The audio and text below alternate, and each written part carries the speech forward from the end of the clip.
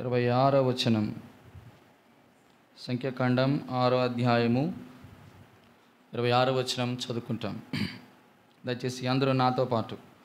యెహోవా నీ మీద తన సన్నిధి కాంతి ఉదయింపచేసి నీకు సమాధానమును కలుగు చేయును గాక.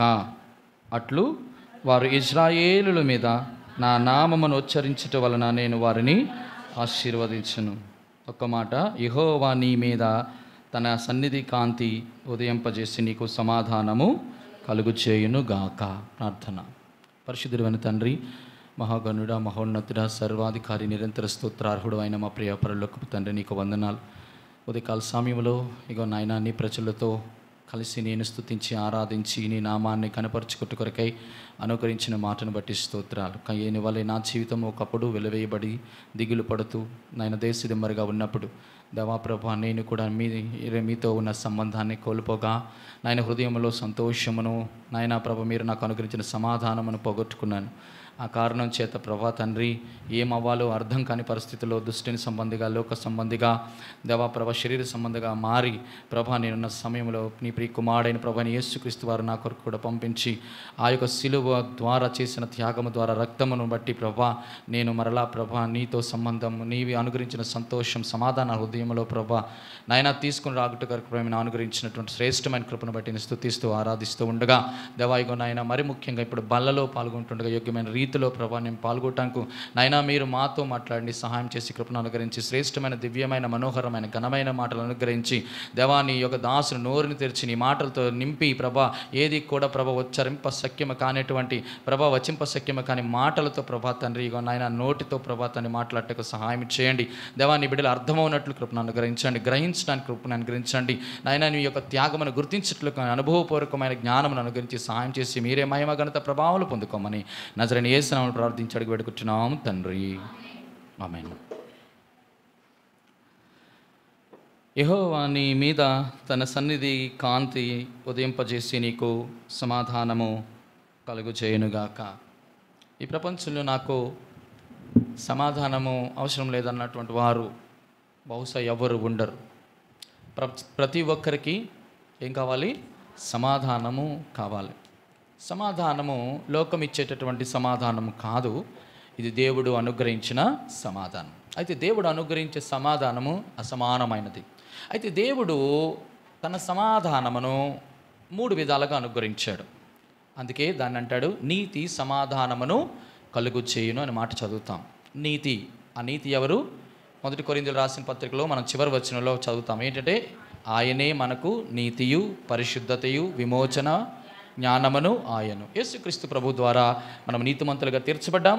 ఆ నీతి ద్వారా మనమే హృదయంలో చెప్పశక్యము కానీ మహిమయుక్తమైన ఆనందం లేక సంతోషం, సమాధానం మన హృదయంలో తాండమాడుతూ వచ్చింది. ఇక్కడ జ్ఞాపకం చేస్తున్నటువంటి ఇప్పుడు గమనించండి, ఏదైతే దేవుడు మనకు నీతి ద్వారా సమాధానం అనుగ్రహించాడో ఆ నీతి ఇప్పుడు ఏం చేయాలంటే, క్షమించండి, ఆ సమాధానము ఏమవ్వాలో తెలుసా? చూడండి, ఒక మాట మీకు జ్ఞాపకం చేస్తాను. కొలస్సీలు రాసిన పత్రిక 3వ అధ్యాయం 15వ వచనం.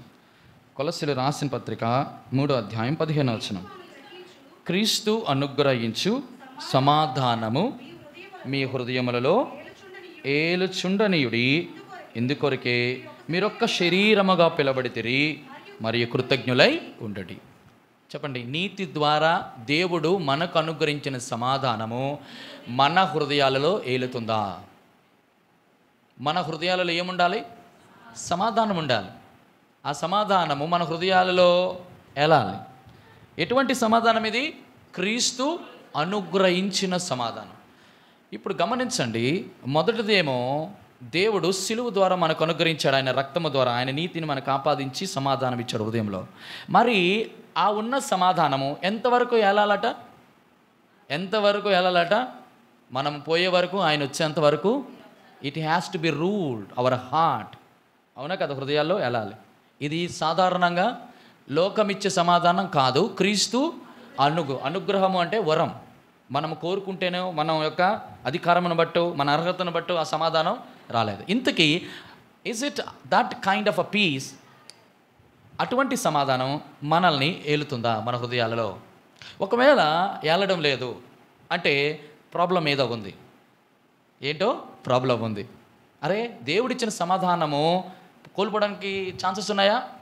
దేవుడు అనుగ్రహించిన సమాధానము కోల్పోవడానికి కారణము వ్యక్తిగతంగా మన యొక్క క్రియలే. ఇప్పుడు కోల్పోయిన సమాధానము తిరిగి తీసుకోవడానికి కూడా దేవుడు అనుగ్రహించిన రెండవ సాధనం ఏంటో తెలుసా? యెహోవా నీ మీద తన సన్నిధి కాంతి ఉదయింపజేసి నీకు సమాధానము కలుగు చేయునుగాక. మీకు అర్థమైంది నేను చెప్పిన మాట? So what I has to do? ప్రభువా, ఈ సమాధానం నిత్యము నా హృదయంలో ఉండాలి. ఇది నీవు అనుగ్రహించిందే కదా. కొన్నిసార్లు సమాధానం కోల్పోవడానికి కారణాలు చెప్పండి. మొట్టమొదటి కారణం ఏంటి తెలుసా? అల్లరి, వివాదం. ఏంటట? అల్లరి, వివాదం. ఇది వ్యక్తిగతంగా హృదయాల్లో జరుగుతుంది, మనిషికి జరుగుతుంది, సంఘములో కూడా జరుగుతుంది. అవునా కదా? కానీ వీటినన్నిటిని త్యజించేటటువంటి ఒక అద్భుతమైన సూత్రం, అద్భుతమైన నియమం ఏమన్నా సార్, మన జీవితాల్లో ఎప్పుడు సమాధానంగా ఉండాలంటే మనం చేయాల్సినవి 3 కార్యాలు. ఈ ఒక్క వచనంలో దేవుడు ఒక 3 శ్రేష్టమైన విలువైన విషయాలు మనకు జ్ఞాపకం చేస్తాడు. ఏంటో తెలుసా?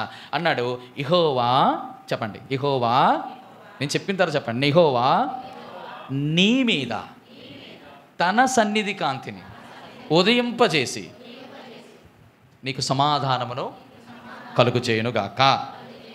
ఆమేన్. ఇప్పుడు ఆ సమాధానం ప్రభు నుంచి పొందుకున్నాం కదా, అది హృదయాల్లో వెళ్ళాలంటే కనీసం ఈ 3 చేద్దామా? ఈ 3 చేస్తే 100% నీ సమాధానము నీ హృదయముని విడిపించి వెళ్ళిపోతావు. ఎలాంటి పరిస్థితుల్లోనైనా వ్యక్తిగతంగా నువ్వు సమాధానంగా ఉంటావు, చెప్పండి, సంఘములో సమాధానంగా ఉంటావు, మనుషులతో కూడా సమాధానంగా ఉంటావు. ఏం చేయాలి? మొట్టమొదటి మాట నెంబర్ 1, ఈ వచనంలో మీకు 3 విషయాలు జ్ఞాపకం చేస్తాను. చూడండి, యెహోవా నీ మీద, it was a personal peace దేవుడు నీకు ఇస్తాను. అంటే దీని అర్థం ఏం చెప్పొచ్చు అని అంటే, యెహోవా నీ మీద అని అంటే దాని అర్థం ఏంటి తెలుసా? ఏం తెలుసా దాని అర్థం? God is considering very personally. అంటే అర్థం ఏంటంటే ఇట్ టాక్స్ అబౌట్ పర్సన్. ఏంటట? ఒక వ్యక్తిగతంగా దేవుడు నిన్ను దృష్టించుతున్నాడు. మొదటిది పర్సన్. నెంబర్ 2 ఏంటంటే తన ఉదయ కాంతిని ఉదయింపజేసి, తన సన్నిధి కాంతిని ఉదయింపజేయడం అంటే, తన సన్నిధి కాంతిని ఉదయింపజేయడం అంటే God is providing something to you. అంటే ఇట్స్ అ గాడ్స్ ప్రొవిజన్. మొదటిది పర్సన్, రెండోది ప్రొవిజన్, మూడోది అంటాడు ఉదయింపజేసి నీకేమిస్తాడట? సమాధానం. ఏ సమాధానం ఇది? క్రీస్తు అనుగ్రహించు సమాధానం. It's a peace. మీకు అర్థమైందా? మొదటిది ఏంటి? పర్సన్, నీవే ఆ పర్సన్, మనమే. రెండోది ఏంటి? ప్రొవిజన్, దేవుడు ఒక సమకూర్పు, ఒక సదుపాయాన్ని ఇస్తున్నాడు. మూడోది ఏంటి? పీస్, శాంతి. యేసుక్రీస్తు ప్రభువారే నేరుగా అనుగ్రహించిన సమాధానం జీవితాంతం ఉండేటట్టుగా. అయితే చేయాల్సిన పనులు ఏంటో చెప్తాను. మొదటిది ఏంటి? నీ మీద అన్నాడు. నీ మీద అంటే అర్థం ఏంటో తెలుసా? ఏ దేవుణ్ణి అయితే మనం ఆరాధిస్తున్నామో, ఏ దేవుణ్ణి అయితే సేవిస్తున్నామో, దేవుణ్ణి ఎవరినైతే మనం ప్రార్థిస్తున్నామో ఆ దేవుడు నీ మీద ప్రభువుగా ఉండాలి. అంటే దాని అర్థం నీ మీద అంటే నువ్వు ఎక్కడుండాలి? ఆయన క్రిందనుండాలి. బాగానే ఉంది ప్రభా, నేను లేనా ఏమో. ఎలాగున్నామో చూద్దామా రండి. మొదటి పేతురు రాసిన పత్రిక దగ్గరిపోతాం. మొదటి పేతురు రాసిన పత్రికలో ఒక చక్కటి మాట మీకు జ్ఞాపకం చేస్తాను. చూడండి, ఇక్కడ 4వ అధ్యాయము 6వ వచనం. మొదటి పేతురు రాసిన పత్రిక 5వ అధ్యాయము 6వ వచనం. దేవుడు తగిన సమయమున మిమ్మును హెచ్చించున్నట్లు ఆయన బలిష్టమైన చేతి క్రింద దీన మనస్కులై ఉండుడి. ఇప్పుడు చెప్పబడిన మాట ఏంటి? యెహోవా నీ మీద అంటే అర్థం ఏంటంటే మన మీద ప్రభు ఆధిపత్యం కలిగి ఉండాలి, మన మీద ప్రభుత్వం చేసేటువంటి వాడే ఉండాలి, ఆయన శిరస్సత్వం క్రింద మనం ఉండాలి. మనం ఎలా ఉండాలంటే ఆయన బలిష్టమైన చేతి క్రింద ఎలా ఉండాలి? దీన మనస్సు కలిగిన ఉండాలి. చాలా కష్టం, కానీ ట్రై చేయాలి. చాలా కష్టం. మీరు అనుకోవచ్చు కదా, దీన మనస్సు దేనిలో ఉండాలంటే దేనిలో ఉండాలంటే చూడండి, మత్తయి సువార్త 5వ అధ్యాయం. మనకి ఎప్పుడు తెలిసిన భాగమే. మత్తయి సువార్త 5వ అధ్యాయం చూడండి, ఆ మాట మనందరికీ తెలిసిన మాట. అందరూ బిగ్గరగా చదువుతాము. అందరం కలిసి బిగ్గరగా చదివితే అందరికి అర్థమవుతుంది. 5వ అధ్యాయము చూడండి, 3వ వచనము. మత్తయి సువార్త 5:3. ఆత్మ విషయమై దీనులైన వారు పరలోక రాజ్యము వారిది. ఏమిటి ఆత్మ విషయమై దీనులు అవ్వడం అంటే? ఒక్క మాట చెప్తాను. ఆత్మ విషయమై దీనులైన వారు పరలోక రాజ్యము వారిది అంట. ఏంటి దీనత్వంలో ఉన్నటువంటి అంత గొప్ప విధానం? నేను చెప్పనా, ఇప్పుడు కూడా మన ప్రభు చాలా సమాధానకర్త. ఆ సమాధానకర్త అయిన ప్రభు ఎక్కడ ఉంటాడు? పరలోక రాజ్యంలో ఉంటాడు. పరలోక రాజ్యంలో ఉన్నటువంటి ప్రభు దగ్గరికి మనం వెళ్ళాలంటే సమాధాన పరులే వెళ్ళాలి అక్కడ. అటువంటి వారు ఎవరట? ఆత్మ విషయంలో దీనులైన వారు. ఆత్మ విషయంలో దీనులు అంటే అర్థం ఏంటో తెలుసా? ఆత్మ సంబంధమైన విషయాలలో నువ్వు దీనత్వం కలిగి ఉండాలి. నీకు అర్థమైంది నేను చెప్పిన మాట? నీకు చెప్తాను అన్న, మరి శరీర సంబంధమైనటువంటి గర్వం ఉంటుంది కదా అంటారు చాలామంది. దేవుని మందిరంలోకి వచ్చిన వాళ్ళకు ఆత్మ సంబంధమైన దీనత్వం లేకపోతే భౌతిక సంబంధమైన విషయాల్లో గర్వపడతారు. నేను చెప్తాను, మరి అర్థమైందా మీకు చెప్పిన మాట? ఆత్మ విషయంలో దీనులు అవ్వడం అంటే అర్థం ఏంటంటే ఆత్మీయమైన విషయాల్లో నువ్వు దీనత్వం నేర్చుకుంటే శరీర సంబంధ విషయంలో అతిశయపడవు. అర్థమైందా నేను చెప్పిన మాట?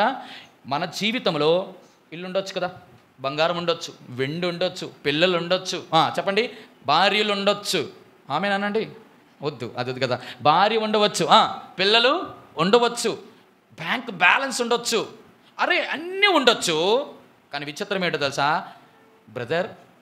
ఇంత ఉంది కానీ ఎంత సౌమ్యంగా ఉంటారు ఆ సిస్టరు, ఈ బ్రదర్ ఎంత తగ్గించుకొని ఉంటారు. దేని బట్టి వచ్చిందో తెలుసా?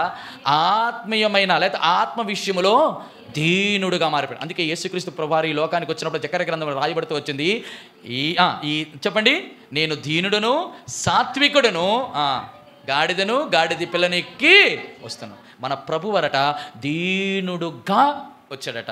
ఇప్పుడు దీనత్వము కలిగినటువంటి వారు ఎవరి చేతి క్రింద ఉండాలట? నువ్వు దీనమైన వస్త్రమును ధరించుకొని దీన మనస్కులు ప్రభు చేతి కింద ఉంటే నువ్వు దీనుడిగా మారుతావు. ఇప్పుడు ఆయన చేతి క్రింద దీన మనసుగా ఉన్నటువంటి వారిలో, అన్న నేను చాలా రోజులు దీన మనసును ట్రై చేస్తున్నాను కానీ అది రావడం లేదు. ట్రై చేయాలంటే 5 శ్రేష్టమైనటువంటి విటమిన్లు ఉన్నాయి. ఆ రోజుకు ఒక విటమిన్ వేసుకున్నాం అనుకోండి, ఆ 2 రోజుకు ఒక మాత్ర వేసుకున్నాం అనుకోండి, ఆటోమేటిక్గా దీనత్వం వచ్చేస్తుంది మనకి. అవి లేకపోవడం వల్లే, తెలియకపోవడం వల్లే, ఏ జబ్బుకి ఏ మందు వాడటం తెలియకపోవడం వల్లే మనకు దీనత్వం రావడంలా. మొట్టమొదటి మాట, యెహోవా నీ మీద. ప్రభువా, ఈరోజు నా హృదయంలో సమాధానము ఏలకపోవడానికి, సమాధానము నాలో నుంచి బయటికి వెళ్ళిపోవడానికి, ఆ సమాధానము కోల్పోవడానికి కారణము నా మొట్టమొదటి అవిధేయత ఏంటో తెలుసా? దీనత్వము లేక బ్రతకటమే. దీనత్వము తెలుసా మీకు విషయం? దీనత్వానికి మరొక పర్యాపదం ఏంటంటే సాత్వికము అంటాడు. ఏంటట? సాత్వికం. మీకు అంత ఈజీ ఏం కాదు సాత్వికం రావడం అంటే. ఏమండి, సాత్వికం అంత ఈజీగా వస్తుందా? సాత్వికానికి మారు పేరు, ఒకవేళ మన మందిరంలో ఒక వ్యక్తిని గురించి మాట్లాడితే మనందరికీ తెలుసు, గొప్ప సాత్వికుడు. కానీ విచిత్రం ఏంటో తెలుసా? ఈ ప్రపంచంలో ఆ సాత్వికుడు కూడా కోపం వచ్చింది. ఎవరో బైబిల్లో ఒకే ఒక వ్యక్తి అన్నాడు. ఎవరు అతను సాత్వికుడు? మోషే. చెప్పండి, చెప్పండి, సాత్వికుడు భూమి మీద, అసలు భూమి మీద లేడట. ఉన్నాడు ఎవరన్నా? అంత సాత్వికుడు. నాకు తెలిసి అంతకంటే సాత్వికుడు నా ప్రభు అయినా. అసలు ఈ సాత్వికానికి ఆ సాత్విక పోలికే లేదు. ఇప్పుడు ఒక చిన్న మాట జ్ఞాపకం చేస్తాను. దేవా, నేను చాలాసార్లు ప్రభా ఈ సాత్వికాన్ని దీనత్వాన్ని కోల్పోతున్నాను, నాకు దాన్ని నేర్పించవా? మొట్టమొదట ఎవరు దీనులుగా ఉండగలుగుతారు ఆయన చేతుల కింద? ఒక్కొక్క మాట చెప్తాను, త్వరగా మీరు వచనాలు చదివి నాకు సహాయం చేయండి. చూడండి, మొట్టమొదటి మాట మీకు జ్ఞాపకం చేస్తాను. చూడండి ఒక మాట, కీర్తనల గ్రంథము 149 అధ్యాయము 4వ వచనం. కీర్తన 149:4. త్వరగా. యెహోవా, కీర్తనలు 149 4వ వచనం. యెహోవా తన ప్రజల యందు ప్రీతి గలవాడు, ఆయన దీనులను రక్షణతో. తమ్ముడా, నీవు నేను మనమందరము కూడా నీ అలంకరణ భౌతిక సంబంధమైనది ఉండకూడదు. అంటే దాని అర్థం ఉండకూడదంటే ఏది లేకుండా దిక్కుమాలిలాగా ఉండాలని దాని అర్థం కాదు. ఏంటట? ఏ అలంకరణ ఉండాలా? రక్షణ అలంకారం ఉండాలి. రేపొద్దున ప్రభు అయిన యేసుక్రీస్తు ప్రభు దగ్గరికి వెళ్ళినప్పుడు, చూచినప్పుడు, నీవు భూలోకంలో ఉన్నప్పుడు ఎంత డబ్బు ఎంత బంగారముతో చెప్పండి తొలతూగుతున్నాం అని అవి చూడట. ఫస్ట్ ఎంట్రీ అవగానే do you have the beauty of salvation. రక్షణ ఉందా మనందరికీనో? అమ్మ వినండి, ఎవరు దీనులుగా ఉండాలో తెలుసా? రక్షణ అనే అలంకారాన్ని ధరించుకున్న నీవు నేను మనమందరం కూడా ఎలా ఉండాలా? దీనులుగా ఉండాలి. ఇంతకీ మనకు రక్షణ ఉంది కదా, రక్షణ ఉందా? ఇప్పుడు రక్షణ అనేది అలంకారం అన్నాడంటే అలంకరణ లోపల ఉంటుందా బయట ఉంటుందా? మరి కనబడాలా లేదా? మనం రక్షణ పొందిన వారు మన బయటికి ఎలాగ మనకు కనబడతారో చెప్పాలి. చెప్పండి. మనం రక్షణ పొందుకున్నామా? అమ్మ చూడండి, రీసౌండ్ వస్తుంది. మనం రక్షణ పొందుకున్నాం అన్నది బయటికి ఎలా ఎగ్జిబిట్ అవుతుంది? అలంకరణ బయటికి కనబడేటటువంటి ఆభరణం, అవునా కదా? ఏమన్నారో తెలుసా? బాబు వారు యేసు ప్రభు బిడ్డలో, వారు యేసు ప్రభు నమ్మిన వారు. మీరు మాట్లాడినట్టు వాళ్ళు మాట్లాడరు, మీరు ప్రవర్తించినట్టు వారు ప్రవర్తించరు, మీరు ఆలోచించినట్టుగా వారు ఆలోచించరు. ఒక్క మాట ఎంత అద్భుతంగా చెప్తాడంటే, వీరి విధులు సకల జనుల యొక్క విధులకు వేరుగా ఉన్నాయట. దాని అర్థం ఏంటంటే మనం చేసే ప్రతి కార్యము ద్వారా మన రక్షణ ఒక అలంకారం బయటకు ఎగ్జిబిట్ చేయాలి. ఇది దీనత్వంలో ఉన్నటువంటి ప్రతి వారు. అంతేగాని రక్షణ పొందుకున్నటువంటి వారు, బ్రదర్ నాకు చాలా బంగారం ఉంది బ్రదర్, చాలా డబ్బులు ఉన్నాయి బ్రదర్, మనం ఎగ్జిబిట్ చేయడానికి దానివల్ల ఏం యూజ్ లేదు బిడ్డ.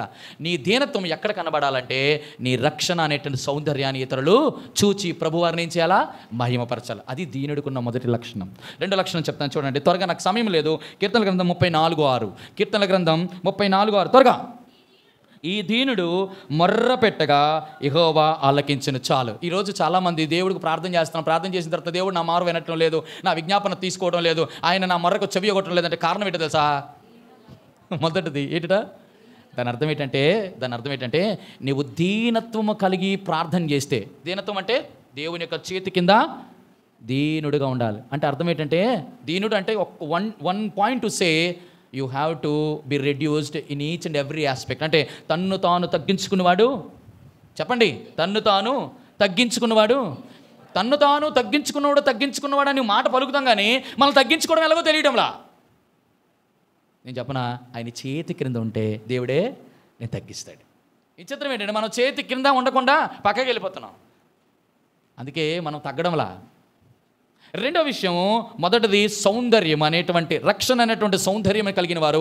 రెండోది ఏంటంటే దీనులు ఎప్పుడు కూడా ప్రార్థనాపరులుగా ఉంటారు. దీనులు ఎవరు? ప్రార్థన. అందుకే వారి ప్రార్థన దేవుడు ఆలకిస్తాడు. బ్రదర్, ఇంత సీనియర్ పాస్టర్ని, ఇంత సిన్సియర్ పాస్టర్ని, ప్రభా ఇన్ని సప్లికేషన్స్, ఇన్ని విజ్ఞాపనలు చేస్తున్నాను, ఇంతవరకు నేను చేసిన ప్రార్థనకి జవాబు రాలేదు. కారణం ఏంటో తెలుసా? ఆత్మ విషయంలో నీవు దీనుడిగా లేవు. దేవుడు చూస్తాడు. ఎందుకో తెలుసా? మనమందరం కూడా బయటవే చూస్తాం, కానీ ఆయన హృదయాన్ని చూస్తాడు. దొరికిపోతాం అక్కడ.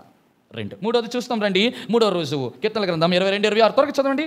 కీర్తనల గ్రంథం 22:26.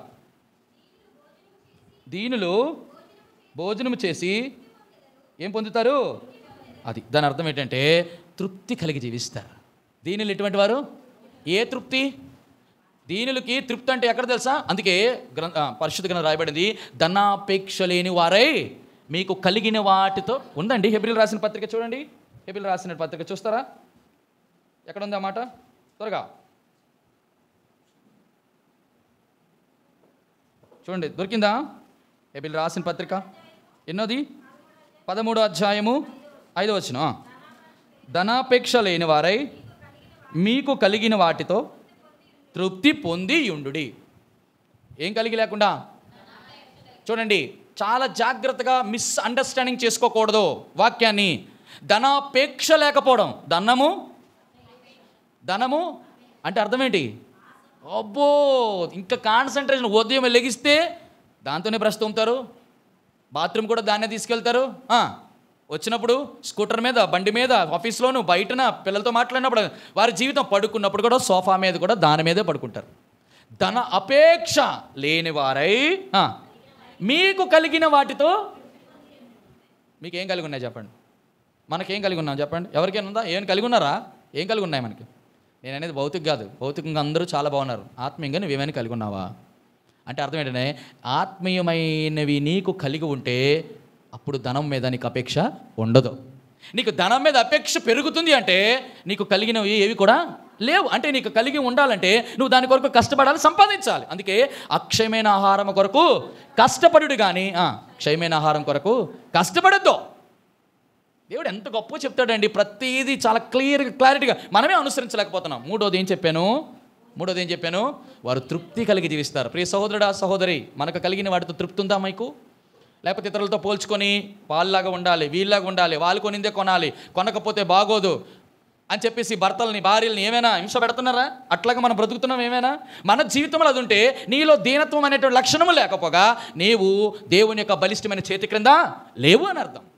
మొదటిది రక్షణ అనే సౌందర్య అలంకారాన్ని ధరించుకొని ఉంటావు. రెండవది ప్రార్థనాపరులుగా బ్రతుకుతాం. మూడోది చెప్పండి, తృప్తి కలిగి బ్రతుకుతాం. ప్రియమైన వారలారా, మనకి ఏది ఉందో అది చాలు ప్రభా. నీకు విషయం చెప్పనా, చాలాసార్లు మనం ఏమనుకుంటుంది సార్, బయటకు వెళ్ళిన తర్వాత మామూలు చెప్పులు వేసుకొని వెళ్తాం. మామూలు చెప్పులు వేసుకొని వెళ్తున్నప్పుడు అలా వెళ్తుంటే కొంతమంది కాలు లేని వారు కనబడతారు. అప్పుడు వాళ్ళని చూసి ఏమనిపిస్తుంది తెలుసా, దేవా నాకు శుభ్రంగా 2 కాళ్ళు ఇచ్చావు, నాకు ఇప్పుడు చెప్పులు లేకపోయినా పర్లేదు అనిపిస్తుంది అప్పుడు. కానీ విచిత్రం ఏంటో తెలుసా, మనకి కాలు ఉండాలా, చెప్పుల్లో మెట్రోలో తీయాలా, 2000 రూపాయల మెట్రో, ఏం కావాలా, చెప్పులు కూడా కావాలి. మళ్ళీ తక్కువ కాకూడదు, మళ్ళీ కంఫర్ట్ ఉండాలి. నేను అనేది కొనకూడదు ఉండకూడదు అని కాదు, కానీ ఉద్దేశం ఏంటి? తృప్తి లేకపోవడం. నేను జీవితంలో ఒక వ్యక్తికి తృప్తి లేకుండా బ్రతుకుతున్నాడంటే వాడి కోరికలు అధికమైపోయాయని అర్థమండి. అర్థమైందా? 3 ఉంటాయి మనిషికి. నెంబర్ 1 నీడ్, రెండోది కంఫర్ట్, మూడోది లగ్జరీ. మనం లగ్జరియసా కంఫర్టా? నీడ్ తర్వాత కంఫర్ట్ వరకు వెళ్ళొచ్చు, దేవుడు అనుమతిస్తాడు. పోలే నా బిడ్డలకు వచ్చి కంఫర్ట్గా ఉండాలి, but don't be luxurious. Luxurious అంటే అర్థంగా తెలుసు కదా, మనకు వచ్చిన జీతం ఏమో 10,000, అప్పు చేసిందేమో 20,000. అర్థమైందా మీకు? అప్పుల్లో కూరుకుపోయి తేలలేక నదిలో కొట్టుకుపోతున్నాం. జాగ్రత్త ప్రియమైన వారలారా, చాలా జాగ్రత్తగా ఉండాలి. మొదటిది, ఈ అనుభవాలు అందరివి, ఒక్కడవే కాదు, మీవేని కాదు, అందరివి ఎవరికారికి సరి చేసుకుందాం. మొదటిది, రెండోది, మూడోది, నాలుగోది. చూడండి, కీర్తనల గ్రంథం 68:10.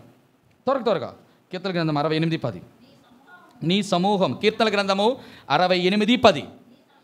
నీ సమూహము దానిలో నివసించునుగావా, నీ అనుగ్రహము చేత దీనులకు సదుపాయము ఏటట. See how God is providing each and everything else to the people who are under the hand of Lord Jesus Christ. యేసు ప్రభు చేతి కింద ఉన్నటువంటి వారికి దేవుడు ఏం చేస్తాడు? సదుపాయం. ఇంతకీ ఏం సదుపాయమో? ఏం సదుపాయం? బట్టల సదుపాయమా, ఇల్లు సదుపాయమా, పొలాల సదుపాయమా, ఉద్యోగాల సదుపాయమా, జీతాల సదుపాయం కాదు. చూడండి, 2 పేతురు రాసిన పత్రిక 1వ అధ్యాయం 2వ వచనం. త్వరగా 2 పేతురు రాసిన పత్రిక 1వ అధ్యాయం 2వ వచనం. 2 పేతురు 1వ అధ్యాయం 2వ వచనం. తన మహిమను బట్టి గుణాతిశయమును బట్టి మనలను పిలిచిన వాని గూర్చిన అనుభవ జ్ఞాన మూలముగా. చూడండి, ఆయన దైవశక్తి జీవమునకును భక్తికిని కావలసిన వాటన్నిటినీ మనకి, అది సదుపాయం. నానా దేవుడు ఏం చేస్తాడో తెలుసా? మనకు దేవుడు అనుగ్రహించిన గొప్ప సదుపాయం ఏంటో తెలుసా? దేవుని శక్తి. దేవుని శక్తిని రెండిటిగా వాడమంటున్నాడు. మొదటిది ఏంటి? మొదటిది జీవమునకును, రెండోది భక్తి. ఏ జీవం ఇది? దేవుడు మనకు అనుగ్రహించాడు ఒక జీవం. అంటే దాని అర్థం ఏంటంటే భౌతిక సంబంధమైన విషయాల కొరకు. చెప్పండి. రెండోది భక్తికి. అంటే అర్థం ఏంటంటే భౌతిక సంబంధమైన విషయాలు అంటే పెండ్లు చేసుకున్నాం, పోషించాలి, పరిరక్షించాలి, భద్రపరచాలి, పిల్లల్ని పోషించాలి, పిల్లలకి చేయాల్సిన చేయాలి, వారికి చేయాల్సిన చేయాలి, వారికి కావాల్సిన సదుపాయాలు సమకూర్చాలి. దేవుని శక్తి భౌతికమైన వాటికును. రెండోది, అందరూ కూడా దేవుని శక్తిని దేనికి వాడుతున్నాం? మన అవసరతల కొరకు వాడుతున్నాం. కానీ దేవుని అవసరత కూడా ఉంది, అది భక్తి. ఏ భక్తి ఇది? దేవుని శక్తి. దేవుని భక్తి అంటే చెప్పాను కదా, 7 రకాలైన భక్తులు ఉన్నాయి. అందులో భక్తి మొదటిది ఏంటో తెలుసా? చెప్పండి. తండ్రి అయిన దేవుని ఎదుట నిష్కళంకమును నిర్దోషమైన భక్తి ఏదనగా ఇహలోక మాలిన్యము అంటించుకోకుండా తన తాను కాపాడుకొనటే. యాకోబు రాసిన పత్రిక 1వ అధ్యాయం చివరి వచనం. అంటే దాని అర్థం అంటే దేవుని శక్తి మూలముగా మాత్రమే ఇహలోక మాలిన్యాన్ని మనం అంటించుకోకుండా పరిశుద్ధంగా బ్రతకడం. అట్లా లేకపోతే నాశనం. సాతాన్ కమాన్ ట్రై మీ. నేను ఒకసారి ప్రారంభంలో నేను ప్రార్థనలో ఎక్కువ ఉన్నప్పుడు ఏమనుకునేవాడిని అంటే, సాతానా నువ్వు నన్ను ఎలాగైనా శోధించు, కమాన్ అనేవాడిని. నేను ఏమన్నాను? కమాన్ టెస్ట్ మీ, ట్రై చేయను అనేవాడిని. ఇలాగ అన్న 10 నిమిషాలకే టుప్పుకుమని పడిపోయాడు. ఇదేంటి ఇంత ప్రార్థన చేస్తున్నాను కదా, నా ప్రార్థనలో శక్తి లేదా, లేకపోతే ప్రార్థన జీవితం తక్కువైపోయింది అనుకునేవాడిని. అప్పుడు నాకు ప్రభువారు ఏం జ్ఞాపకం చేశాడో తెలుసా? 2 తిమోతి రాసిన పత్రిక 2వ అధ్యాయం 1వ వచనం. నా కుమారుడా, యేసుక్రీస్తునందు ఉన్న కృపచేత నీవు బలవంతుడు కము. నీ శక్తి వలన జాషువా నీలాంటి వారి కంటే అద్భుతమైన జ్ఞానవంతులైన సొలొమోనులే పడగొట్టాను, నీకంటే బలమైన సంసోన్లు పడగొట్టాను, నీకంటే సంగీత వాయిద్యాలు బహు కీర్తనీయుడైనటువంటి చెప్పండి ఎవరు? దావీదు లాంటి పడిపోయాడు. నువ్వెంత, నీ ఆత్మీయ జీవితం ఎంత, నీ భక్తి ఎంత? If you want to conquer the Satan, you have to depend on me, not on your own power. నీ శక్తి మీద ఆధారపడద్దు.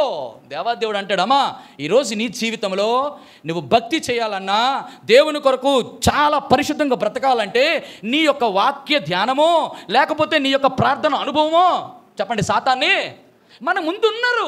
జ్ఞానవంతులు సొలొమోను పడిపోలేదా? జ్ఞానవంతుడే. బలవంతుడైన సంసోను లేడా? పడిపోలేదా? అరే ప్రార్థనా పరులు లాంటి దావీదు లాంటి పడిపోలేదా? కానీ విచిత్రం ఏంటో తెలుసా? వారు మనకు నేర్పిస్తున్నటువంటి ఒక చక్కటి దృష్టాంతం ఏంటో తెలుసా? You have to depend on my grace. అది గొప్పగా ఏం చెప్తాడంటే, దేవా ప్రయాసపడింది నేను కాదు, నువ్వు నాకు తోడుగా ఉన్నా నీ కృపే అంటాడు. ఎవరో? నేను ఒక చిన్న ప్రశ్న వేద్దాను. నా భార్య కూడా నేను అడిగాను, బండి మీద ఇలా వస్తూ ఉండగా చాలామంది ప్రార్థన చేస్తారు. బైబిల్లో ఒక ఇద్దరు వ్యక్తులు ప్రార్థన చేశారు, దేవుడు వినలా. ఎవరా ఇద్దరు వ్యక్తులు? బైబిల్లో ఇద్దరు వ్యక్తులు ప్రార్థన చేశారు, దేవుడు అందరూ ప్రార్థనలు విన్నారు ప్రియమైన వాళ్ళరా. కానీ విచిత్రం ఏంటి తెలుసా? ఆ ఇద్దరు వ్యక్తుల ప్రార్థనలు మాత్రం దేవుడు వినలా, రిజెక్టెడ్ అన్నాడు. కానీ విచిత్రం చెప్పనా, వాళ్ళు భక్తిలో శిఖరాగ్ర శ్రేణిని అంటిన వారు. అంటే దాని అర్థం ఏంటి తెలుసా? గొప్ప భక్తులు. కొన్ని హింట్ కూడా మీకు ఇచ్చాను. ఎవరు వాళ్ళు? మనం అనుకుంటాం ఎలా తెలుసా? దేవుడు నేను చేసిన ప్రార్థన వినడు, జవాబు ఇవ్వడు. విచిత్రం ఏంటో తెలుసా? దేవుడు కొన్నిసార్లు రిజెక్ట్ కూడా చేస్తాడు. కొన్నిసార్లు ఏమనుకుంటుంది తెలుసా? నేను ఎప్పుడు అనుకుంటాను, దేవుని వాక్యపు అనుభవం ద్వారా దేవుడు నడిపించే కొలది, ఆయన అనుభవ జ్ఞానం ద్వారా ఎరిగిన కొలది ఏమంటాడు, ఎంత పరిచయం చేస్తానో ఎందుకు నాకు ఈ కడుపు నొప్పి తగ్గడం లేదు? తిమోతి అంటే అపోస్తలుడైన పౌలు ఏమన్నాడు తెలుసా? కడుపు జబ్బు నిమిత్తము కొంచెము అంతమందికి ప్రార్థన. అరే మడికట్టు తగిలితే, రుమాలు తగిలితే, వస్త్రం తగిలితే, జ్వరాలు, జబ్బులు, రోగాలు పోయినా ఎందుకు ఆ మాట చెప్పాడు? నాకు గొప్ప విచిత్రం అనిపించింది. విచిత్రం చెప్పనా ప్రియమైన వర్లరా? మొదటి వ్యక్తి ఎవరో తెలుసా? పాత నిబంధనలో ఒకరు, కృత నిబంధనలో ఒకరు. మొదటి వ్యక్తి ఎవరో తెలుసా? ఆకాశము నుండి అగ్ని దింపిన ఏలియా. ఏమన్నాడు తెలుసా? నా పితరుల కంటే నేను గొప్పవాడినా, నా ప్రాణమును ఏమన్నాడు? ఆ మాట అన్ని తోడే కాకుల ద్వారా ఇచ్చి రొట్టి మాంసం తీసుకొచ్చాడు, రా ఇంకా ప్రయాణం చేస్తే అనిపించేశాడు ఫుల్గా. ఎట్టి పరిస్థితులు వినలేదంటే. విచిత్రం చెప్తాను ఒక మాట, నువ్వు ఎప్పుడైతే అనుకుంటావు ప్రాణం తీసుకుందామని, భక్తుల గురించి మాట్లాడుతున్నాను, లోకానుసరులు కాదు. దేవుడికి ఆయన కిట్టుబట్టి కాకపోతే వారు నీ యొక్క ప్రాణమును అడుగుచున్నారా అంటాడు దేవుడు. ఇచ్చేద్దామా? ప్రభా ఇంక నేను తట్టుకోలేకపోతున్నాను నీ శోధనలు, ప్రభా ఈ యొక్క కుటుంబ సమస్యలతో తట్టుకోలేకపోతాను. నువ్వు దేవునికి ఆత్మీయుడు అయితే దేవుడిని ప్రాణం తీసుకోడు. ఏమిస్తారు తెలుసా? కాకులు పంపించి ఎక్స్ట్రా ఫుడ్, ఏది మామూలు కాదు, మటన్, చికెన్ అండ్ మంచి రోటీ పెట్టి నేనేం చేస్తాను, మళ్ళీ కూడా చచ్చనరా బాబు అనవసరం ప్రార్థన చేయకుండా ఉన్నావు బాగున్నావు అనుకుంటా. రెండో వ్యక్తి ఎవరో తెలుసా? నాకు తెలిసి ఆ భక్తుడు దేని కొరకు అంత ప్రార్థన చేస్తున్నాడు. 3 సార్లు ప్రార్థన చేశాడు. చెప్పండి, ఏ ముళ్ళు ఎందులో ఉంది? తన శరీరంలో ఉన్న ముళ్ళు కోసం ముమ్మారు ప్రార్థన చేస్తే దేవుడు అన్నాడు, సారీ బ్రదర్, సారీ నాన్న, నేనేం చేయలేను, నా కృప నీకు. ఎలాగంటే ఎలాగుంటుంది ప్రభువా? ఏటి ప్రభువా నా జీవితంలో ఇన్ని శ్రమలు వచ్చినా, ఎంత అనారోగ్యం వచ్చినా దీవా నేను ప్రార్థన చేస్తే అందరికీ స్వస్థత కలిగితే, నాకు ప్రాబ్లం వస్తే నాకు స్వస్థత ఇవ్వకుండా అంటాడు దేవుడు. అంటాడు నా కృప నీకు. అందుకే ఎట్టి పరిస్థితుల్లో రోగాల గురించి కానీ, డబ్బుల గురించి కానీ, అప్పుల గురించి కానీ, సమస్య గురించి దేవుని దగ్గర నేను ఎప్పుడు ఒక మాట చెప్తాను, ఆయన నీతిని, ఆయన రాజ్యాన్ని ఎదిగితే మనకి ఏ అవసరతనో మన తండ్రికి అని. అలాగని చేయడం మానికండి, అలాగని చేయడం మొట్టమొదటి మన ఆత్మ సంబంధమైన విషయాల గురించి ప్రభుని అడుగుతాం. ఏం చెప్పాను? మొత్తం 4. మొదటిది రక్షణ అలంకారం, 2 ప్రార్థనా పరులకు, 3 చెప్పండి తృప్తి కలిగి జీవిస్తారు, 4 సదుపాయం, దేవుడు అనుగ్రహించిన సదుపాయం, దేవుని యొక్క శక్తిని సరైన రీతిగా ఉపయోగిస్తారు, 4. 5వది చూద్దాం. చూడండి, చాలా త్వరగా అసలైన దీనికి నేను వెళ్ళలేదు, ఇంకా చాలా విషయాలు ఉన్నాయి. 5వది చూడండి, ఒక చక్కటి మాట మీకు జ్ఞాపకం చేస్తాను.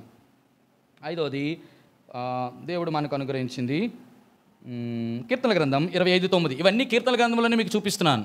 కీర్తన గ్రంథము 25:9. నీ న్యాయ విధులను బట్టి ఆయన దీనులను నడిపించును, తన మార్గమును దీనులకు నేర్పును. ఎన్నోది? దీనులకు నానా ఎక్కడ నడాలో ఎలా నడాలో ఆయన నేర్పిస్తాడు. ఆయన మార్గాన్ని కలుగు చేస్తాడు. అర్థమైంది? ఎప్పుడైతే మనం దీనత్వంగా ఉండమో, ప్రభు చిత్తం కింద ఉండమో, చేతి కింద ఉండమో, మనం ఏంటో తెలుసా, మార్గము త్రప్పిపోతాం ఆటోమేటిక్గా. ఎప్పుడైతే మార్గము త్రప్పిపోయామో, అందుకే అంటాడు నీతిమంతుడు లేడు ఒక్కడు లేడు, అందరూ త్రోవ తప్పి, రెండో మాట చెప్పాను, అందరూ త్రోవ తప్పి పనికి మాలినైన వారు అందరూ కూడా సాతానును. అరే తిమోతికి రాసిన పత్రికలు ఏం చదివాం చూడండి, ఆ మాట చూడండి, చాలా చక్కటి మాట, ఎంత చక్కటి మాటో, ఎంత చక్కగా ఉంటుందో. తిమోతి రాసిన పత్రికలో దేవాదేవుడు ఎంత చక్కగా రాస్తాడో, పరిశుద్ధాత్మ దేవుడి చేత అపోస్తలుడైన పౌలు చాలా చక్కగా రాసినాడు. చూడండి 5వ అధ్యాయము 15వ వచనం. 1 తిమోతి 5:15. ఇంతకుముందే కొందరు త్రోవ నుండి తొలగిపోయి సాతానును వెంబడించిన వారు ఐరి. అమ్మా వినండి ఈ మాట.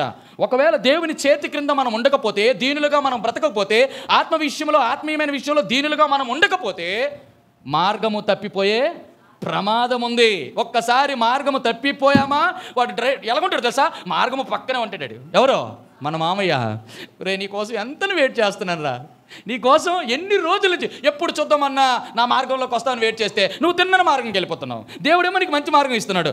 ఎప్పుడా చూద్దాం. ఒకేసారి ఏం చేశాడు, చిన్నది స్టెప్ అటు పక్క ఎట్టాడు, అంతే సంగతి. ఈ కాలు ఎట్టాడు లేదు, 2 కాలు ఎట్టుకుని లాగేసాడు. ఎవడో సాతాను, అంతే. అప్పుడు ఏమన్నాడు తెలుసా, యేసుతోటివిగాను పోదాం అన్న పాట సాతానుతోటివిగా పాట మారిపోద్ది. ఇప్పుడు ట్యూనింగ్ మారిపోద్ది, అన్నీ మారిపోతాయి మన జీవితాల్లో. ఈరోజు నా జీవితంలో దేవుడు ఒక్క వ్యక్తిత్వంలో మొదటిది ఏంటంటే, వ్యక్తిగా హీఈస్ కన్సిడరింగ్ యూ. యెహోవా చెప్పండి, నీ మీద అంటే ఆయన ప్రభుత్వం కింద, ఆయన క్రింద నువ్వు దీన మనసులుగా ఉంటే, దేవుడు ఇచ్చినటువంటి 5 శ్రేష్టమైన విషయాల ద్వారా దేవుడు నీకు దీనత్వం నేర్పిస్తాడు. అంత ఈజీగా రాదు. ఈ 5 రుజువులు మనలో కనబడితే నువ్వు దీనుడిగా ఉంటావు. ప్రియమైన వాళ్ళారా, అటు రీతిగా మనం అందరం కూడా రక్షణ అలంకరణతో ప్రార్థన పరులుముగా, చెప్పండి మూడవది, తృప్తి కలిగి జీవిస్తూ, దేవుడు అనుగ్రహించిన సదుపాయాన్ని సరిగ్గా వినియోగిస్తూ, ఆయన మార్గములో నడుచున్నట్లు దేవుడు మనల్ని కృప అనుగ్రహించునుగాక. అయిపోలేదు ఇంకా, ఇప్పుడే ఉపోద్ఘాతం బంగాళాఖాతం అంత ఉంది. ఇప్పుడు రెండో మాటకు వస్తాం. అప్పుడు ఆవలంతలు తీస్తాను రా సిస్టర్, త్వరగా నేను ముగిస్తాను. ప్రియమైన బలలో చేయడానికి మనం ఈరోజు పరీక్షించుకోవాల్సిన శ్రేష్టమైన మాట, దేవా నేను దీనుడిగా ఉండడం నాకు నేర్పించయ్యా, ఆత్మ విషయంలో దీనత్వం నాకు నేర్పించు ప్రభా. అప్పుడు భౌతిక సంబంధమైన విషయాల్లో నేను గర్వించడం, చెప్పండి, ఎవడు తను తాను హెచ్చించుకుంటాడో వాడు ఏమవుతాడో ఖచ్చితంగా తగ్గ. అందుకే ప్రభు దృష్టికి మిమ్మల్ని మీరు తగ్గించుకునుడి అంటాడు. తగ్గించుకోవడం మొదటి మాట. రెండో మాట అంటాడు, యెహోవా నీ మీద తన సన్నిధి కాంతిని ఉదయింపజేసి. తన సన్నిధి కాంతి. ఇంతకీ సన్నిధి కాంతిని ఎందుకు ఉదయింపజేయాలా? ఎందుకు సన్నిధి కాంతిని ఉదయింపజేయాలా? ఏంటి సన్నిధి కాంతిలో ఉన్నవి? చూడండి, ఒక శ్రేష్టమైన మాట ఇలా జ్ఞాపకం చేస్తాను రండి. ఒక శ్రేష్టమైన మాటని ఇలా జ్ఞాపకం చేస్తాను.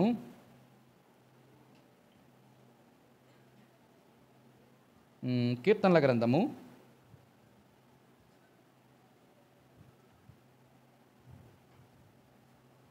2వ గ్రంథం తీద్దాం. సమూయేలు 2వ గ్రంథం 22వ అధ్యాయం 13వ వచనం. 2వ సమూయేలు గ్రంథం 22వ అధ్యాయం 13వ వచనం. ఆయన సన్నిధి కాంతిలో నుండి ఏం కనమలు?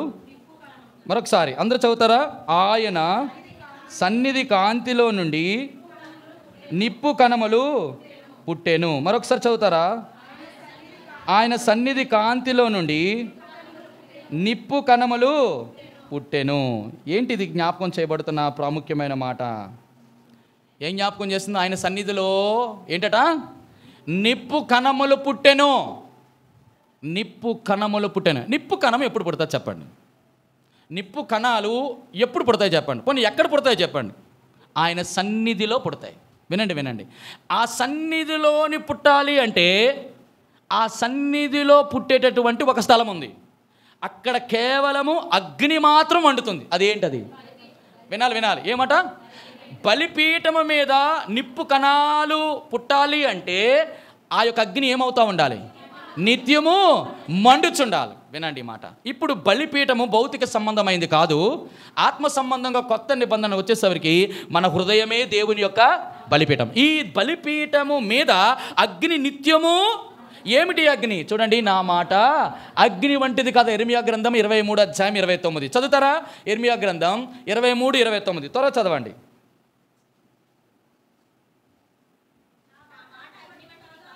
నా మాట అగ్ని వంటిది కాదా, బండను బద్దల చేయు సుత్తి వంటిది కదా. ప్రియమైన చెల్లి, తమ్ముడా, వినండి మాట. నీ బలిపీఠం అయినటువంటి నీ హృదయము మీద ఏది మండాలా? అగ్ని నిత్యం మండాలి. అగ్ని అంటే ఏంటి అన్నాను? దేవుని వాక్యం. దేవుని వాక్యము హృదయాన్ని మండించాలి. ఏంటట? హృదయం మండించాలి. ఎప్పుడైతే హృదయం మండిస్తారో అప్పుడు ప్రతి ఒక్కరు కూడా ఆయన సన్నిధి నుంచి నిప్పు కణముల వలె బయటికి వెళ్తారు. చెప్పిన మాట అర్థమైందా? మనలోని ఏమవుతుందంటే నిప్పు ఏమవుతుంది? నిప్పు నిప్పులాగా ఉంది. దాని అర్థం ఏంటంటే అగ్ని అగ్నిలాగా ఉంది.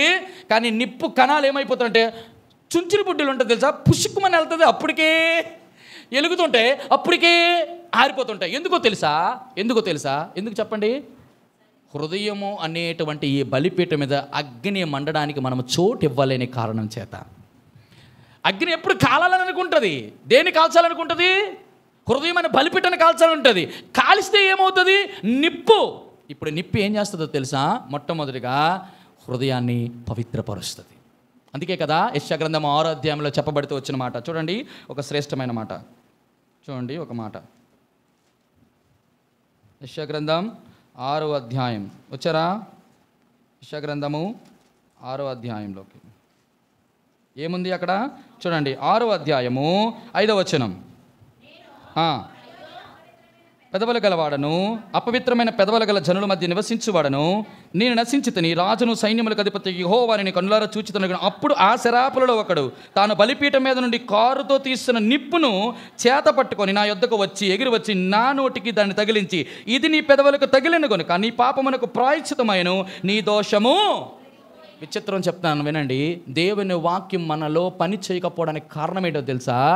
మన ఒప్పుకోలు సరిగ్గా లేదు. యెషయా గ్రంథములో యెషయా భక్తుడు అంటున్నాడు, ప్రవక్త లాంటి వాడు అంటున్నాడు, ఇజ్రాయేలు యొక్క మొట్టమొదటి అతి పెద్ద ప్రవక్త అంటున్నాడు, దేవా నేను అపవిత్రమైన పెదవుల గలివాడును, అపవిత్రమైన పెదవుల కలిగిన జనుల మధ్య నివసించువాడును, నేను నశించాను ప్రభా, నేను నశించిపోయిన పరిస్థితుల్లో ఉన్నాను. ఈ రోజులలో మన జీవితాల్లో హృదయమైన బలిపీఠం మీద అగ్ని మండకుండా ఆరిపోవడానికి కారణం ఏంటో తెలుసా? మన ఒప్పుకోలు దేవుని ఎదుట సరిగ్గా లేదు.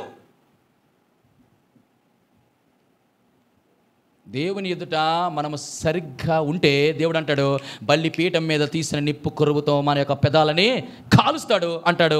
ఇక నీకు దోషము పోయింది, నీకు ప్రాయశ్చిత్తం జరిగింది అంటాడు. నేనంటాను, దేవుని వాక్యం సెలవిస్తున్నమాట, ఎప్పుడైతే ఆ సరైన ఒప్పుకోలు చేస్తారో ఆ నిప్పు ఏం చేస్తుందంటే మనుషుని యొక్క పాపాలకు ప్రాయశ్చిత్తం కలిగించడం మాత్రమే కాదు, ఆ నిప్పు హృదయం ఎప్పుడైతే మండుతుంటుందో ఎలాగుంటావో తెలుసా ప్రియమైన వారారా? యోహాను సువార్త 5వ అధ్యాయం 35వ వచనం. యోహాను సువార్త 5వ అధ్యాయం 35వ వచనం. యోహాను సువార్త 5వ అధ్యాయం 35. అతడు మండుచు ప్రకాశించుచు దేవుని యొక్క దీపమై ఉండెనో. చాలు. ఏంటట? నీ జీవితంలో హృదయమైన బలిపీఠము వాక్యము చేత మండించబడితే నువ్వు ఎలా మారుతావో తెలుసా? అతడు మండుచు ప్రకాశించు దీపమై ఉన్నట్టు. ఎందుకు దీపం? దేని గురించి? దీపము దేనికి? వెలిగించేవాడిగా ఉంటావు. నీ వెలుగులో చాలామంది వెలిగించబడతారు. మనమేమో వెలగం, ఇతరులను వెలిగించాం. కారణం ఏంటో తెలుసా? మన హృదయమైన బలిపీఠము మీద మంట నిత్యము మండడంలా, దేవుని వాక్యానికి మన హృదయము చోటు ఇవ్వడంలా, మన యొక్క ఒప్పుకోలు సరిగ్గా చేయడంలా, దేవుని బల్ల దగ్గరికి వస్తున్నాం, దేవుని బల్లలో చేయవేస్తున్నాం. మనం చేస్తున్న ప్రతి పొరపాటును, చేస్తున్న పడిపోయిన ప్రతి పతనాలను, దేవుడు మన జీవితంలో చేస్తున్న ప్రతి కార్యానికి మన అవిధేయతను అన్నిటిని ప్రభు దగ్గర ఒప్పుకుందామా ఈరోజు? దేవా, ఇగో నీ సన్నిధి కాంతిని నా మీద ప్రకాశింపజేయడానికి నా మొట్టమొదటి అవిధేయన నేను సరైన ఒప్పుకోలేని ఎదుటి చేయకపోవడం, ఆ కారణం చేత నా హృదయమైన బలిపీఠం మండకపోవడం, ఆ యొక్క మండలేని కారణం చేత నేను నీకు మండుచు ప్రకాశించు దీపముగా ఉండలేకపోవడం. అలాగెళ్తే చాలు. చూస్తే వారు ప్రకాశిస్తున్నారు. ఎలా ప్రకాశిస్తున్నారు? జీవవాక్యమును చేతపట్టుకొని ఈ వక్ర జనము మధ్య మనం ఎలాగున్నాం? జ్యోతుల వలె. పేరుకు మాత్రం జ్యోతి అని పేరెట్టుకుంటాం, కానీ మనలో జ్యోతి ఎప్పుడో ఆరిపోయింది. మీ జీవితంలో, నా జీవితంలో, మనందరి జీవితాల్లో దేవుని కొరకు మండేటువంటి వారుగా ఉన్నామా? దేవుని కొరకు మండేవారు మామూలుగా ఉండరు. దేవుని కొరకు మండేవారు ఎలాగుంటారో తెలుసా? మొదటిది ఏమో మండిస్తుంది. మండించినటువంటి వారు ఏమవుతుందో మార్పు చెందుతారు. దానినే ఒప్పుకోవాలంటాను. మార్పు చెందిన వారు ఎలాగుంటారో తెలుసా? చూడండి, ఒక శ్రేష్టమైన మాట మీకు జ్ఞాపకం చేస్తాను. ఒక చక్కటి మాట. నిర్గమాకాండం లేక నిర్గమాకాండం 24:17 చదవండి. నిర్గమాకాండం 24:17.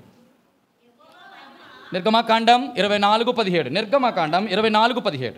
యెహోవా మహిమ ఆ కొండ శిఖరము మీద దహించు అగ్ని వలె ఇజ్రాయేలీయుల కన్నులకు కనబడెను. దహించు అగ్ని వలె ఏది కనబడింది? ఎక్కడ కనబడింది అని కాదు, ఏది కనబడింది? యెహోవా మహిమ కొండ శిఖరము మీద దహించు. దాని అర్థం ఏంటో తెలుసా? మన్నింపబడిన వాడు, మార్పు, సరైనటువంటి మారు మనసు కలిగిన వాడు.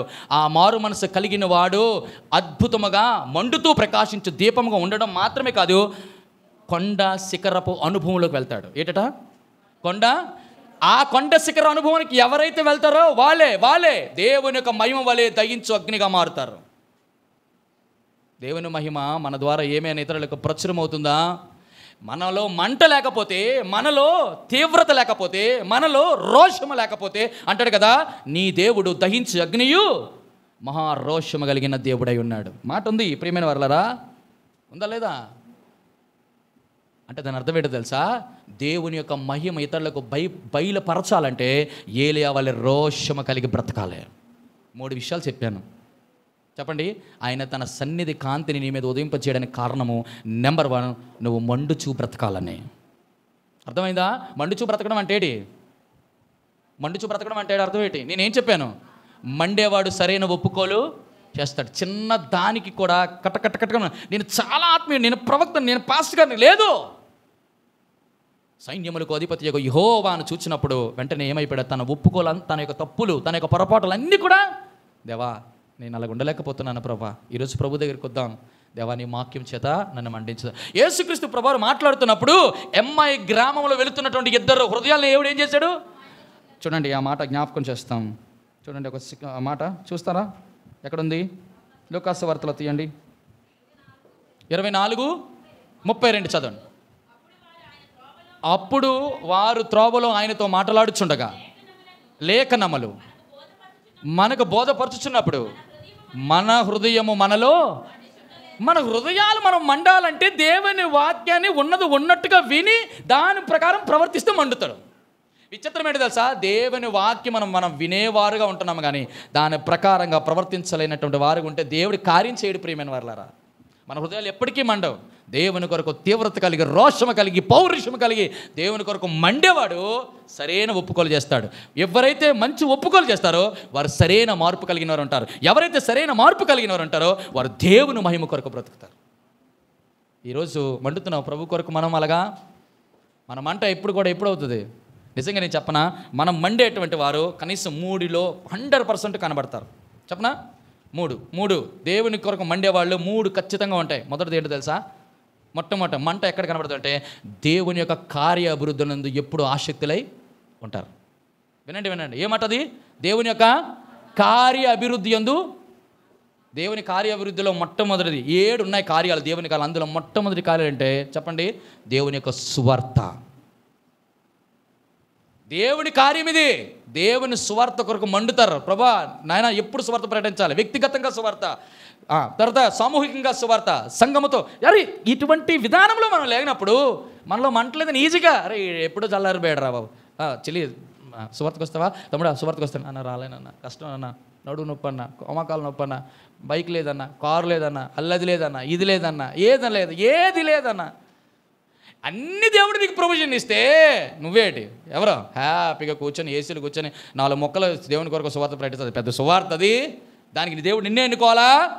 అందుకే చెప్పాడు కదా పేతురు రాసిన పత్రిక 1వ అధ్యాయం 4వ అధ్యాయం 1వ వచనంలో, క్రీస్తు శరీరమందు శ్రమ పడెను. అట్టి మనసును మీరు ఆయుధముగా, మన ఆయుధాలన్నేటి రాను, అవ్వదు, కుదరదు, పనులున్నాయి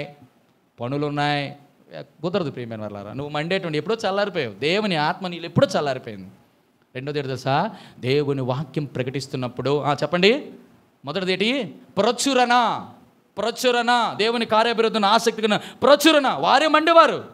అతను మండుచు ప్రకాశించే దీపమై ఉన్నట్టు యోహాను గురించి తప్ప ఎవరి గురించి అలా చెప్పలేదు. అవునా కదా? ఏం చేశాడు? పరిసయ్యులు, సద్దుకాయలు, హేరోదీయులు, శాస్త్రులు, ప్రధాన ఉపదేశకులు, ధర్మశాస్త్ర ఉపదేశకులు ఆయన ముందు వస్తున్నప్పుడు ఒకటే అన్నాడు, మారు మనసుకు తగిన ఫలమును. అది లెక్క. అలా చెప్పగలుగుతామా మనం? ఈ చిత్రం ఏంటంటే మనకి సరైన మారు మనసు లేదు. అలాంటప్పుడు మనం ఎలా చెప్పగలం? మారు మనసు లేకపోతే మారు మనసు తగిన ఫలం కూడా ఫలించలేం. ఆటోమేటిక్గా మన ఫలాలనే ప్రేమ, సంతోషం, సమాధానం. ప్రేమ, సంతోషం, సమాధానం. నిజం చెప్పండి, ప్రేమిస్తామా? నిజం చెప్పండి, సమాధానం కలిగి ఉన్నామా? నిజం చెప్పండి, సంతోషం ఉందా? ప్రేమ ఉండదు, సంతోషం ఉండదు, సమాధానం ఉండదు. అలాంటప్పుడు మనలో దేవుని ఆత్మ ఫలము ఫలించదు. పరిశుద్ధాత్మ శక్తితో నింపబడతాం. ప్రియమైన వాళ్ళారా, జ్ఞాపకం చేయబడుతున్న ప్రాముఖ్యమైన దేవుడు నిన్ను నన్ను మనందరినీ కూడా మండించి వారుగా ఉండినట్లు దేవుడు కృప అనుగ్రహించును గాక. దేవుని యొక్క ప్రచురము, దేవుని కొరకు, మహిమ కొరకు జీవించదము గాక. దేవుడు అట్టి రీతిగా మండేటువంటి వారికి ఏమిస్తాడో తెలుసా? హృదయంలో ఏమిస్తాడు చెప్పండి? హృదయంలో సమాధానం. ఆ సమాధానం ఎటువంటి సమాధానం తెలుసా? మూడింతల సమాధానం. ఇది ఎవ్వరూ చేయలేరు. ఒక్క సమాధానకర్త దేవుడే చేయగలడు. అది చూసి నేను ముగిస్తాను. చూడండి, చాలా శ్రేష్టమైన మాట. చూడండి, ఆ మాట చూపిసి నేను ముగిస్తాను. హెబ్రీయులకు రాసినటువంటి పత్రిక 8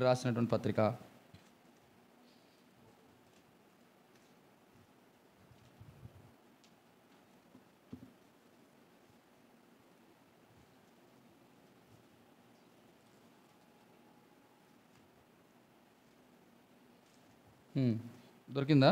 సమాధానకర్తయగు దేవుడే మిమ్మల్ని సంపూర్ణముగా, అరే కనబడలే, ఎక్కడుందండి ఆ మాట?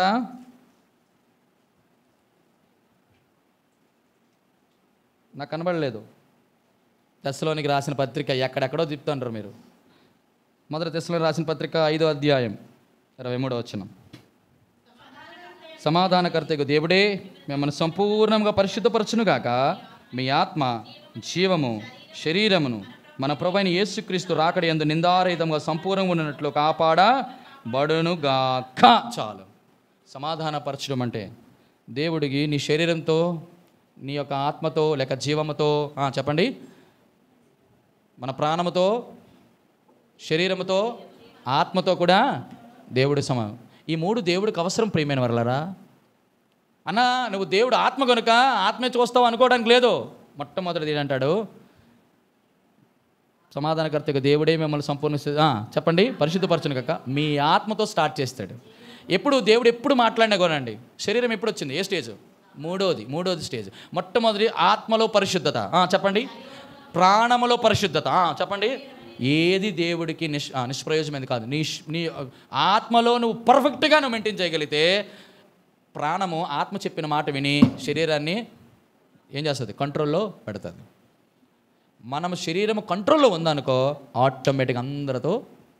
అందుకే మీరు సమాధానమునకు ఉండుటకై పిలవబడితిరి. సమాధానకర్తయగు దేవుడే మనల్ని సంపూర్ణముగా అందరితో సమాధానమును పరిశుద్ధత కలిగి ఉండుటకు ప్రయత్నించుడి. పరిశుద్ధత లేకుండా ప్రభువుని ఎవరు చూడరు. ఎన్ని వాక్యాలు చెప్పమంటే అన్ని వాక్యాలు చెప్తాం, కానీ సమాధానమే ఉండదు.